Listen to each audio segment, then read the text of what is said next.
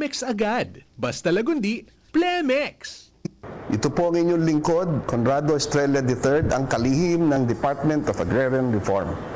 Sama-sama natin tuklasin ang mga hakbang na tinatahak ng Department of Agrarian Reform para sa mas maunlad, makatarungan at tunay na reformang agraryo tungo sa layuning sariling lupa para sa bagong bukas na masagana.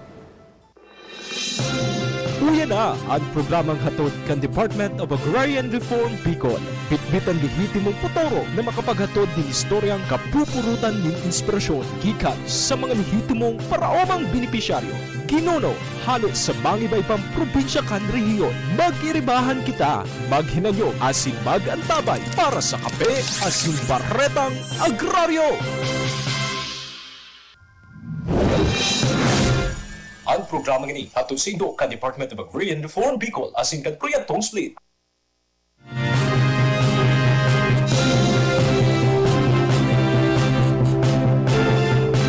Maray na aga sa Indogabos, mga tugang, mga kaagraryo. Welcome po sa tuyang programang Kape asin Baretang Agraryo. Ngunyan pong aldaw na ininin Friday, 28 kang November 2025. Ang satuya magayon ang satuyang pagiristoryahan ngunyan para po sa kaaraman niya to nagabos sa mga beneficiaryos kanda.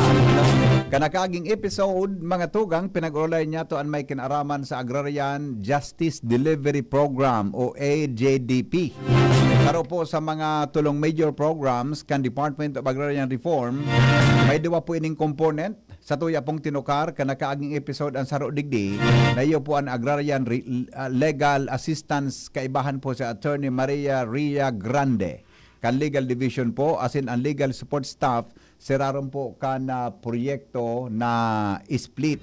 Kaya ngunyan aldaw, sa tuya pong aramon, mga tugang ang panduang component kan AJDP.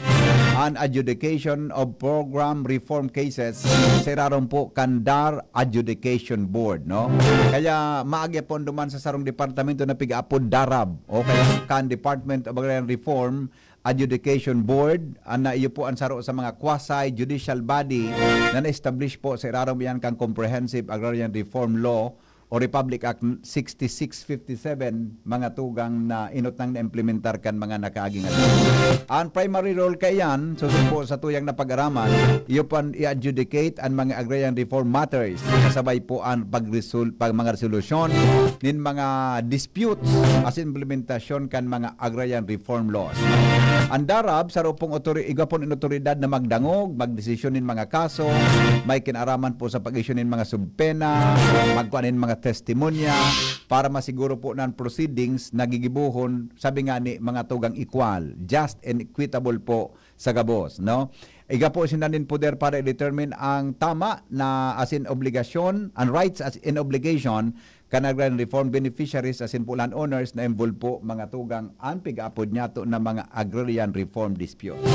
Kaya kung yan na pag-aaga para po malinawan sa tuyang topic, ang sa tuya pong guest, mga tugang, nagtapos po kan sa iyang kolehiyo sa Agod General Medical Education Center sa kursong Bachelor of Science in Psychology. May degree po siya na Bachelor of Law sa dating Aquinas University, nangunyan po University of Santo Tomas Legazpi.